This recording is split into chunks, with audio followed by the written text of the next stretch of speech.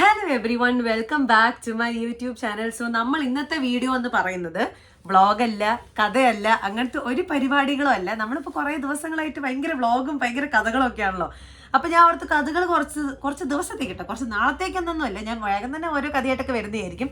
കാരണം ഞാനിങ്ങനെ ആൾക്കാരുടെ ഞാൻ എപ്പോഴും കഥ പറയുന്ന സമയത്ത് ഞാൻ ആൾക്കാരോട് ചോദിക്കും, നിങ്ങൾക്ക് ബോറടിക്കുന്നുണ്ടെങ്കിൽ നിങ്ങൾ പറയണം കേട്ടോ. ഞാൻ എപ്പോഴാണെങ്കിലും ഞാൻ എൻ്റെ ഒരു കാര്യം പറയുമ്പോൾ ഞാൻ ആദ്യം അവരോട് ചോദിക്കാം, നിങ്ങൾക്ക് ബോറടിക്കണ്ടെങ്കിൽ പറയണം കേട്ടോ. കാരണം ഞാനിങ്ങനെ ജപജാന്ന് പറഞ്ഞിങ്ങനെ പറഞ്ഞുകൊണ്ടിരിക്കും. കഴിഞ്ഞിട്ടാണ് ഞാൻ ആലോചിക്കുക, ദൈവമേ ഞാൻ പറഞ്ഞത് ഇവർക്ക് ബോറടിച്ചോ. എൻ്റെ എനിക്ക് മിണ്ടാണ്ടിരിക്കാനും പറ്റില്ല. അത് കഴിഞ്ഞിട്ട് പിന്നെയാണെങ്കിൽ ഞാൻ പിന്നെ ഓരോ ടോപ്പിക് എടുത്തിട്ട് സംസാരിക്കാം. അങ്ങനെയാണ് ഞാൻ. അപ്പോൾ അത് ഇന്ന് അതല്ല, നിങ്ങൾ പേടിക്കേണ്ട. ഇന്ന് കഥ പറച്ചിലല്ല.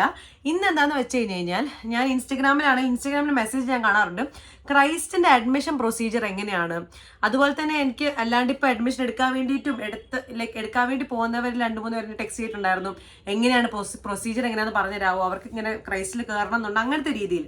അപ്പം ഞാൻ ഓർത്തു എൻ്റെ പേഴ്സണൽ എക്സ്പീരിയൻസ്. അപ്പം എനിക്ക് ഇൻ്റർവ്യൂ നടന്നതാണ്. എൻ്റെ LLBയും ചെയ്ത സമയത്തും ഇവിടെ ഞാൻ ഇൻ്റർവ്യൂ വെച്ചിട്ടാണ് കയറിയത്. അതുപോലെ തന്നെ നമ്മുടെ LLM കയറിയ സമയത്തും ഒരേ പ്രൊസീജിയർ വെച്ചിട്ടാണ് കയറിയത്. അപ്പം ഞാൻ ഓർത്തു 2 തവണ ഞാൻ ഇവിടെ തന്നെ അഡ്മിഷൻ എടുത്തോളൂ. അപ്പം എനിക്കത് പറയാനുള്ളൊരു ഇതുണ്ടെന്ന് ഓർത്തിട്ട് ഞാൻ ഓർത്തു വന്നാൽ പിന്നെ ശരി, ഞാൻ ആ പ്രൊസീജിയർ എനിക്കുണ്ടായ ഫീലിംഗ് പറയാമെന്ന് ഓർത്തു.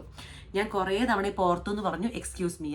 അപ്പം ഫസ്റ്റ് പറയുകയാണെങ്കിൽ നമ്മൾ എവിടെ നിന്ന് സ്റ്റാർട്ട് ചെയ്യണ്ടേ?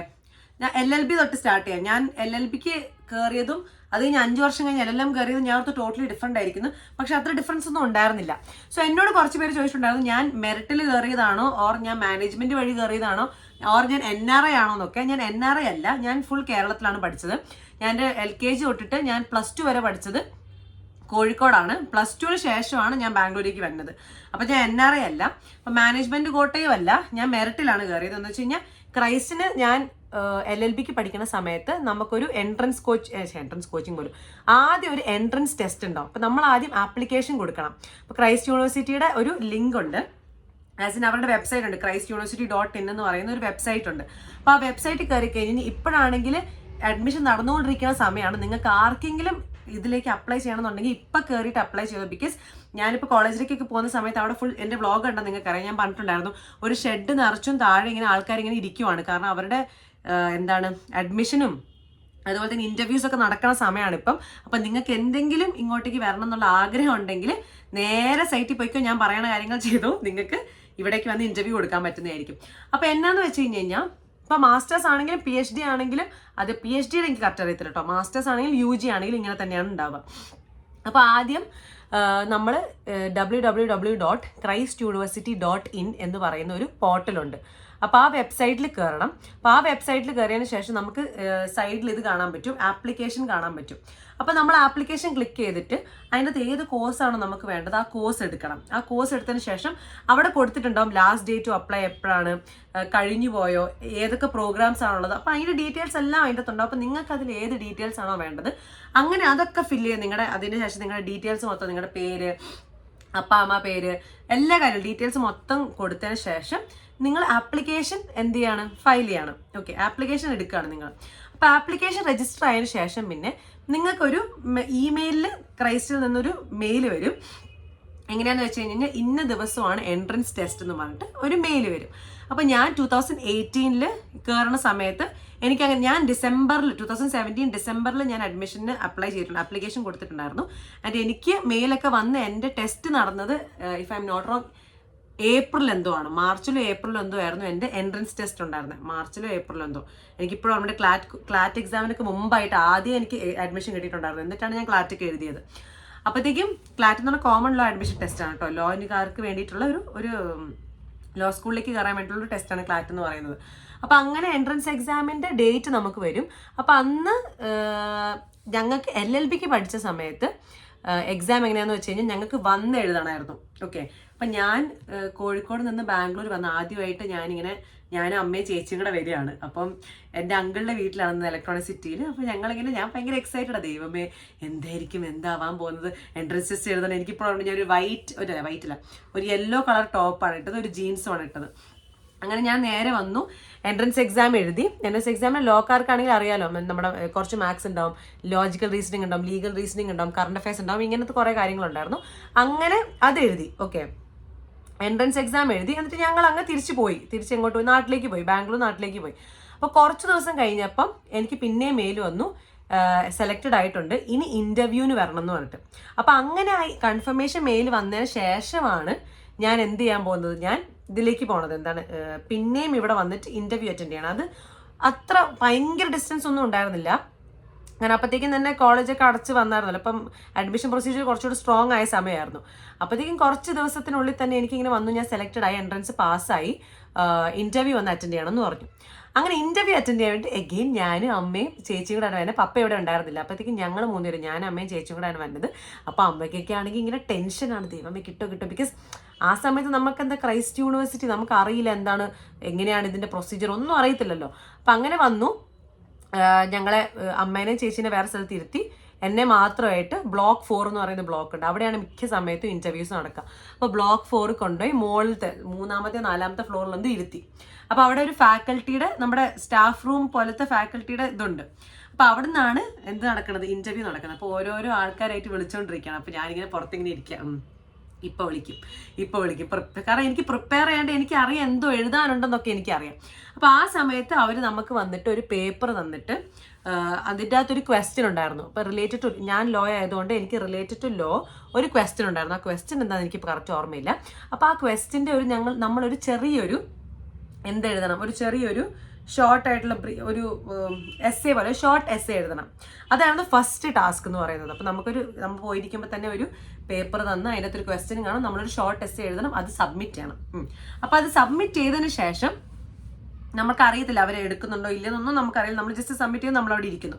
അപ്പോൾ അതിനുശേഷം പിന്നെ കുറച്ച് കഴിഞ്ഞപ്പോൾ എന്നെ പിന്നെയും വിളിച്ചു, അടുത്ത ഇന്റർവ്യൂ അറ്റൻഡ് ചെയ്യാമെന്ന് പറഞ്ഞിട്ട്. അങ്ങനെ ഞാൻ ഇന്റർവ്യൂവിൻ്റെ അങ്ങോട്ടേക്ക് പോയി. അപ്പോൾ ഇന്റർവ്യൂവിന് വന്ന് എന്നെ വിളിച്ചു ഉള്ളിലേക്ക്. അപ്പം ഉള്ളിലേക്ക് കയറി 2 ടീച്ചേഴ്സ് ഉണ്ടായിരുന്നു. അവരെൻ്റെ ലോ ഫാക്കൽറ്റി തന്നെയായിരുന്നു കേട്ടോ. പിന്നെ അവരെന്നെ പഠിപ്പിച്ചിട്ടുണ്ട് ലോയിൽ. അപ്പോൾ അവരവിടെ ഇരിപ്പുണ്ട്. അവരാദ്യം നമ്മൾ നോർമൽ ആയിട്ടുള്ള ഡീറ്റെയിൽസും ഇവിടെ നിന്നാണ് എന്തൊക്കെയാണ് ചെയ്യുന്നത്, അവരുടെ നമ്മുടെ മാർക്സ് അടക്കം +10, +2 മാർക്സ്, നമ്മുടെ കോ കരിക്കുലർ എന്താണ്, നമ്മുടെ എല്ലാ കാര്യങ്ങളും ഡീറ്റെയിൽസ് നമ്മൾ കൊടുത്ത് അവരുടെ ഉണ്ടല്ലോ.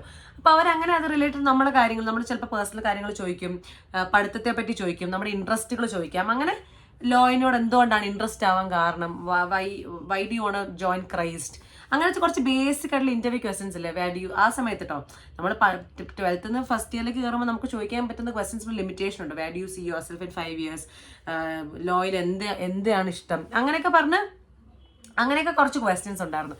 അപ്പോൾ ആ ക്വസ്റ്റ്യൻസ് ഒക്കെ ചോദിച്ചു, ഞാൻ ആൻസറൊക്കെ പറഞ്ഞു. അത് കഴിഞ്ഞപ്പോഴാണ് നമ്മളെപ്പോഴും ടെൻഷൻ അടിച്ചിരിക്കുന്ന ഒരു സാധനമുണ്ട്, മൈക്രോ പ്രസൻറ്റേഷൻ. അത് വരുന്നത് അപ്പോഴാണ്. ഇന്റർവ്യൂവിൻ്റെ കൂടെ തന്നെ ആയിരിക്കും എപ്പോഴും മൈക്രോ പ്രസൻറ്റേഷൻ ഉണ്ടാവുക. മൈക്രോ പ്രസൻറ്റേഷൻ എന്ന് പറഞ്ഞു കഴിഞ്ഞാൽ എന്തെങ്കിലും ഒരു ടോപ്പിക്ക് തരും. ആ ടോപ്പിക്ക് നമുക്ക് പ്രിപ്പയർ ചെയ്യാൻ 1 മിനിറ്റ് സമയം തരും. നമുക്കിങ്ങനെ ടോപ്പിക്ക് കിട്ടിയതിന് ശേഷം ഫോണും നോക്കാൻ പറ്റില്ല കേട്ടോ, നമ്മൾ തന്നെ ആലോചിച്ച് പ്രിപ്പയർ ചെയ്യണം. അപ്പോൾ ആലോചിച്ച് പ്രിപ്പയർ ചെയ്യാൻ വേണ്ടിയിട്ട് 1 മിനിറ്റ് തരും. ആ 1 മിനിറ്റ് കഴിയുമ്പോൾ നമ്മൾ 2 മിനിറ്റ് നേരം സംസാരിക്കണം ആ ടോപ്പിക്കിനെ പറ്റിയിട്ട്. അപ്പോൾ ഇതാണ് പൊതുവെ എല്ലാവർക്കും ടെൻഷനായിട്ടുള്ള കാര്യം. കാരണം എക്സ്റ്റംപോർ ആണല്ലോ, എന്ത് ടോപ്പിക്കാ തരും ഒന്നും നമുക്കറിയത്തില്ല. അപ്പോൾ എനിക്ക് അന്ന് കിട്ടിയ ടോപ്പിക് എന്തായിരുന്നു, എനിക്ക് കറക്റ്റ് ഓർമ്മയില്ല. സംതിങ് റിലേറ്റഡ് ടു എഡ്യൂക്കേഷൻ, അങ്ങനെ എന്തോ ആയിരുന്നു. അപ്പം ഞാൻ ഒപ്പിച്ച് തട്ടിക്കൊട്ടിയൊക്കെ ഞാൻ മാം ഫുൾ സെറ്റാക്കാന്ന് 1 മിനിറ്റ് ഞാൻ ഇരുന്ന് ഇങ്ങനെ ആലോചിക്കണ സമയത്ത് എന്താ ദൈവമായി പറയാം, എന്തൊക്കെയാ ആഡ് ചെയ്യാന്നൊക്കെ ഇങ്ങനെ ആലോചിച്ചുകൊണ്ടിരിക്കുകയാണ്. അപ്പോഴത്തേക്കും അങ്ങനെ ആലോചിച്ചു. 1 മിനിറ്റ് നേരം ആലോചിച്ചതിന് ശേഷം പിന്നെ ഇത് കിട്ടുന്ന സാധനമാണ്. 1 മിനിറ്റ് നേരം ആലോചിച്ചതിന് ശേഷം എന്നോട് സ്റ്റാർട്ട് ചെയ്തോളാൻ പറഞ്ഞു. അങ്ങനെ 2 മിനിറ്റ് നേരം നമ്മൾ സംസാരിക്കണം. എന്താന്ന് വെച്ച് കഴിഞ്ഞാൽ നമ്മൾ എഡ്യൂക്കേഷനെ പറ്റിയിട്ടോ എന്താണോ നമ്മുടെ ടോപ്പിക്ക് അതിനെപ്പറ്റി സംസാരിക്കണം. ആൻഡ് ലോ പിള്ളേർക്കൊക്കെ ടോപ്പിക്സ് മിക്ക സമയത്തും വൈഡ് ആയിട്ടുള്ള കുറേ ടോപ്പിക്സ് ഉണ്ടാകും. കാരണം ലോ എല്ലായിടത്തും ഉണ്ടല്ലോ. അപ്പോൾ എന്ത് നമ്മൾ സംസാരിക്കണമല്ലോ അതിൻ്റെ അകത്ത് ലോ വരും. അപ്പോൾ അതുകൊണ്ട് തന്നെ നമുക്ക് എന്തും ചോദിക്കാം, ഏത് മെയിൻ സ്ട്രീം ടോപ്പിക്സും ചോദിക്കാം. പക്ഷെ അത്രയും ഹാർഡാക്കി തരത്തൊന്നും ഇല്ല. കാരണം അവർക്കറിയാം നമ്മൾ 17 വയസ്സേ ഉള്ളൂ, പിള്ളേരാണ്, നമ്മൾ കയറി വരുന്നതാണ്. അപ്പം അങ്ങനത്തെ രീതിയിൽ മുടിഞ്ഞ ബ്ലംബ്ലബ്ലാതായിട്ടുള്ള ടോപ്പിക്സ് ഒന്നും തരത്തില്ല. ഒരു വിവരമുള്ള ടോപ്പിക്സ് ആയിരിക്കും തരുന്നുണ്ടാവും മിക്ക സമയത്തും. നമുക്ക് ടോപ്പിക്സ് വേറെ വേണമെങ്കിൽ നമുക്ക് അങ്ങോട്ട് ചോദിക്കാം, മാം ഈ ടോപ്പിക്ക് എനിക്ക് അറിയത്തില്ല, വേറെ ടോപ്പിക്ക് തരാമെന്ന് ചോദിച്ചു കഴിഞ്ഞാൽ അവർ വേറെ ടോപ്പിക്ക് തരും. ഒരു തവണ മാറ്റി തരാൻ പറ്റും. അങ്ങനെ മൈക്രോ പ്രസൻറ്റേഷൻ കഴിഞ്ഞു. തിരിച്ച് ഞാൻ അവിടുന്ന് ഓക്കെ താങ്ക് യു പറഞ്ഞ് ഞാൻ ഇറങ്ങി. ഞാൻ തിരിച്ച് കോഴിക്കോടേക്ക് വന്നു. പിന്നെ കുറച്ച് ദിവസം കഴിയുമ്പോഴാണ് എനിക്ക് പിന്നെയും മെയിൽ വരുന്നത്, your selected, your you are admitted, കോളേജിലേക്ക് അഡ്മിറ്റ് ചെയ്തു, നിങ്ങൾക്ക് ഇനി വന്നിട്ട് ബാക്കി പ്രൊസീജിയേഴ്സ് ചെയ്യാമെന്ന് പറഞ്ഞു. അപ്പോൾ ഈ ബാക്കി പ്രൊസീജിയേഴ്സ് എന്ന് പറയുമ്പോൾ നമ്മൾ പിന്നെയും ബാംഗ്ലൂർ വന്നിട്ട് ഇവിടെ അഡ്മിഷൻ ഓഫീസിൽ പോയി നമ്മുടെ ഡീറ്റെയിൽസ് മൊത്തം കൊടുത്ത് നമ്മൾ ID കാർഡിന് വേണ്ടി നമ്മുടെ ഫോട്ടോ എടുക്കാനൊക്കെ ഉണ്ട്. അപ്പോൾ അതിൻ്റെ അവിടെ നിന്ന് തന്നെ കോളേജിൽ നിന്ന് തന്നെ നമ്മുടെ ഫോട്ടോ എടുക്കും. അതേപോലെ തന്നെ നമുക്ക് ക്രൈസ്റ്റിൽ പഠിക്കുകയാണെങ്കിൽ നമുക്കൊരു ബാങ്ക് അക്കൗണ്ട് വേണം, ക്രൈസ്റ്റിൻ്റെ തന്നെ ബാങ്ക് അക്കൗണ്ട് വേണം. അപ്പോൾ അതുകൊണ്ട് നമ്മളോട് പോയിട്ട് ബാങ്ക് അക്കൗണ്ട് ഉണ്ടാക്കാൻ പറയും. ഇപ്പോൾ സൗത്ത് ഇന്ത്യൻ ബാങ്ക് SIB. അപ്പം സൗത്ത് ഇന്ത്യൻ ബാങ്കിൻ്റെ ബ്രാഞ്ചാണ് ക്രൈസ്റ്റാർക്കുള്ളത്. അപ്പോഴത്തേക്കും നമ്മൾ നേരെ സൗത്ത് ഇന്ത്യൻ ബാങ്ക്, ക്രൈസ്റ്റിനുള്ളിൽ തന്നെ ഉണ്ട് കേട്ടോ ബാങ്ക്, മുന്നിൽ പോയി നമ്മൾ ബാങ്ക് അക്കൗണ്ട് ഉണ്ടാക്കി നമ്മുടെ എല്ലാം സെറ്റാക്കി അതിന് ശേഷം നമ്മുടെ ഫോട്ടോ എടുത്ത് ID കാർഡ് എല്ലാം സെറ്റാക്കിയതിന് ശേഷമാണ് അവർ വിടുക. ഇത്രയാണ് നടക്കുന്നത്. ഇത്രയാണ് ക്രൈസ്റ്റ് യൂണിവേഴ്സിറ്റി പ്രൊസീജിയർ എന്ന് പറയുന്നത്. അത് കഴിഞ്ഞ് ഇത് എൻ്റെ +2 കഴിഞ്ഞ് ഫസ്റ്റ് ഇയറിൽ കയറുന്ന സമയത്ത് ആ അഡ്മിഷന് വേണ്ടിയിട്ടാണ്. LLMന് കയറിയ സമയത്ത് ഞാൻ ഓൾറെഡി ക്രൈസ്റ്റ് ആയിട്ട് ആയിരുന്നല്ലോ. അപ്പോഴത്തേക്കും ഞാൻ അപ്ലൈ ചെയ്തു. എനിക്ക് എൻട്രൻസ് ടെസ്റ്റ് എഴുതുന്നതിന് മുമ്പേ തന്നെ എന്നെ ഇൻ്റർവ്യൂവിന് വിളിച്ചു. ആദ്യം തന്നെ ഇൻ്റർവ്യൂ, ബിക്കോസ് ഞാൻ ക്രൈസ്റ്റ് ആയിട്ട് തന്നെ ആയതുകൊണ്ടായിരിക്കാം, അവർക്കെന്നെ എല്ലാവരും നന്നായിട്ട് അറിയാവുന്നതുകൊണ്ടായിരിക്കാം എന്നോട് ആദ്യം തന്നെ ഇൻ്റർവ്യൂവിലേക്ക് ആണ് വിളിച്ചത്. അപ്പോൾ ഇൻ്റർവ്യൂ ഉണ്ടായിരുന്നു, മൈക്രോ പ്രസൻറ്റേഷൻ ചെയ്തു. എൻ്റെ ഫസ്റ്റ് ടോപ്പിക്ക് ChatGPT റിലേറ്റഡ് എന്തോ ആയിരുന്നു, ChatGPT AI അങ്ങനെ എന്തോ ടോപ്പിക്കായിരുന്നു. അപ്പോൾ ഞാൻ അതിന് തള്ളി വിട്ടു. ChatGPT നമ്മൾ തള്ളി വിടുമല്ലോ. അപ്പോൾ അങ്ങനെ കുറേ എന്തൊക്കെയൊക്കെയോ പറഞ്ഞു. അപ്പോൾ ഞാൻ അടുത്ത് കത്തമെന്ന് കുറച്ച് ദിവസം കഴിഞ്ഞപ്പോൾ എനിക്ക് പിന്നെ മെസ്സേജ് വരുന്നു എൻട്രൻസ് ടെസ്റ്റ് എഴുതണം ഒന്നുകൂടി, എന്നിട്ട് പിന്നെ ഇൻ്റർവ്യൂ ആണെന്ന്. അപ്പോഴത്തേക്ക് ഞാൻ ഡബിൾ പണിയായിരുന്നു എനിക്ക്. അങ്ങനെ എൻട്രൻസ് ടെസ്റ്റ് എഴുതി. അപ്പോൾ ഓൺലൈൻ ആയിരുന്നു എൻട്രൻസ് ടെസ്റ്റ്, പോയി എഴുതണ്ടായിരുന്നു. ഓൺലൈൻ എൻട്രൻസ് ടെസ്റ്റ് ആയിരുന്നു. എൻട്രൻസ് ടെസ്റ്റ് അറിയാലോ, ഓൺലൈനിൽ വലിയ പ്രശ്നമൊന്നും ഉണ്ടായിരുന്നില്ല. അതിനുശേഷം പിന്നെ ഒരു പ്രാവശ്യം കൂടി ഇൻ്റർവ്യൂ, വേറെ 2 ഫാക്കൽറ്റി ഒരു പ്രാവശ്യം കൂടി ഇൻ്റർവ്യൂ എടുത്തു. ആ സമയത്ത് എനിക്ക് വന്ന ടോപ്പിക് എന്ന് പറയുന്നത് എന്തായിരുന്നു, നമ്മുടെ പോവർട്ടി സംതിങ് അങ്ങനെ എന്തോ റെഗുലേഷൻ അങ്ങനെ എന്തോ സംതിങ് ആയിരുന്നു. അപ്പോൾ ഇതാണ് വന്നത്. അപ്പോൾ അതിന് ശേഷം പിന്നെ എനിക്ക് പിന്നെ മെയിൽ വന്നു, ഞാൻ സെലക്റ്റഡ് ആണ്, അഡ്മിറ്റഡ് ആണെന്ന് പറഞ്ഞിട്ട്. പിന്നെ ഈ സെയിം പ്രൊസീജിയേഴ്സ്, പോവുക, ഫോട്ടോ എടുക്കുക. എനിക്ക് ഓൾറെഡി ബാങ്ക് അക്കൗണ്ട് ഉള്ളത് കാരണം ഞാൻ പിന്നെ ബാങ്ക് അക്കൗണ്ട് എടുക്കേണ്ട ആവശ്യം ഉണ്ടായിരുന്നില്ല, ബാക്കി എല്ലാം സെറ്റായിരുന്നു. ബിക്കോസ് ഈ ബാങ്ക് അക്കൗണ്ട് എന്തിനാന്ന് വെച്ച് കഴിഞ്ഞാൽ നമ്മുടെ ട്രാൻസാക്ഷൻസും നമുക്ക് ക്രൈസ്റ്റിൽ ഫീസ് അടയ്ക്കണതും അതുപോലെ നമുക്ക് അറ്റൻഡൻസ് ഇല്ലാണ്ട് ഫൈനൊക്കെ വന്നു കഴിഞ്ഞാലും എന്തൊരു രീതിയിലുള്ള മണി ട്രാൻസാക്ഷൻ റിലേറ്റഡ് സാധനങ്ങൾ ക്രൈസ്റ്റ് വരുന്നുണ്ടെങ്കിൽ എല്ലാം ക്രൈസ്റ്റിൻ്റെ ബാങ്ക് അക്കൗണ്ട് വഴിയേ നടക്കുള്ളൂ. നമുക്ക് വേറെ നമ്മുടെ സെപ്പറേറ്റ് ആയിട്ടുള്ള പേഴ്സണൽ അക്കൗണ്ട് വഴി നമുക്ക് ചെയ്യാൻ പറ്റത്തില്ല. അപ്പോൾ ഇത്രയും കാര്യങ്ങളാണ് നമ്മുടെ ക്രൈസ്റ്റിൻ്റെ അഡ്മിഷൻ പ്രൊസീജിയറിൽ. ഇപ്പം എന്നോട് ചോദിച്ചവർക്കാണെങ്കിൽ അവർ എല്ലാം ഇത്രയാണ് ഡീറ്റെയിൽസ് പറയാനുള്ളത്. ഇന്ന കാര്യങ്ങൾ ചെയ്തിട്ടാണ് നമ്മൾ അഡ്മിഷനിലേക്ക് കയറുന്നത്. ഒന്ന് നമ്മൾ തുനിഞ്ഞിറങ്ങി കഴിഞ്ഞ് കഴിഞ്ഞാൽ, നമ്മളൊന്ന് പ്രിപ്പയർ ചെയ്ത് കഴിഞ്ഞ് കഴിഞ്ഞാൽ നമുക്ക് കിട്ടും. നമ്മൾക്ക് നമ്മുടെ തന്നെ ഒരു കോൺഫിഡൻസ് ഉണ്ടായി നമ്മൾ കയറി കഴിഞ്ഞാൽ നമുക്ക് കിട്ടും. ആ സമയത്ത് എനിക്ക് ടെൻഷനായിരുന്നു ആ സമയത്ത്. പക്ഷെ ഒന്ന് കിട്ടിക്കഴിഞ്ഞ് നമ്മൾ കയറി കഴിയുമ്പോൾ നമുക്ക് മനസ്സിലാവും നമുക്ക് ചെയ്യാൻ പറ്റാവുന്നതേ ഉള്ളൂ. അത് ഇനീഷ്യലി നമുക്ക് ആ തരുന്ന ആൾക്കാർ പറഞ്ഞ് നമുക്ക് കിട്ടുന്ന ഒരു ഇമേജ് ഉണ്ട് ഓരോ കോളേജിനെ പറ്റിയിട്ടും. അപ്പം അതുകൊണ്ടാണ് നമുക്ക് അത്ര ടെററായിട്ട് തോന്നുന്നത്. പക്ഷെ നമ്മളൊന്ന് കയറി കഴിഞ്ഞാൽ നമുക്ക് മനസ്സിലാവും അങ്ങനെയൊന്നും ഇല്ല. നമുക്ക് ആർക്കാണെങ്കിലും നമുക്കൊന്ന് ഹാർഡ് വർക്ക് ചെയ്ത് കഴിഞ്ഞാൽ കിട്ടാവുന്നതേ ഉള്ളൂ. അല്ലാണ്ട് അത് അൺഅച്ചീവബിൾ ആയിട്ടുള്ള ഒരു സംഭവം അല്ല എന്നുള്ള രീതിയിൽ എനിക്കത് പേഴ്സണലി തോന്നിയിട്ടുണ്ടായിരുന്നു. അപ്പോൾ ഇത്രയേ ഉള്ളൂ. ഇതാണ് ക്രൈസ്റ്റ് യൂണിവേഴ്സിറ്റി അഡ്മിഷൻ പ്രൊസീജിയർ. എന്നോട് ചോദിച്ചവർക്കൊക്കെ ആയിട്ട് വേണ്ടിയിട്ട് ഞാനൊരു വീഡിയോ ഇട്ടതാണ്. അപ്പോൾ നിങ്ങൾക്ക് എന്തെങ്കിലും ഡൗട്ട്സ് ഇനിയും ബാക്കി ഉണ്ടെങ്കിൽ നിങ്ങൾ കമൻറ്റ് ചെയ്താൽ മതി. ഞാൻ കമൻറ്റിന് റിപ്ലൈ അയക്കണമായിരിക്കും, എന്തായാലും റിപ്ലൈ അയക്കുന്നതായിരിക്കും, അറിയാലോ. അപ്പോൾ ഇത്രയേ ഉള്ളൂ. ഇന്നത്തേക്ക് ചച്ച ബബ്ബായ്. ഇനി നാളെ ഞാൻ പിന്നെയും വരുന്നതായിരിക്കും, എന്തെങ്കിലുമൊക്കെ പരിപാടിയായിട്ട് ഒപ്പിച്ചുകൊണ്ട് ഞാൻ വരുന്നതായിരിക്കും, എന്തെങ്കിലും പരിപാടി. അപ്പോൾ see you in the next video. ചച്ച ബബ്ബായ്.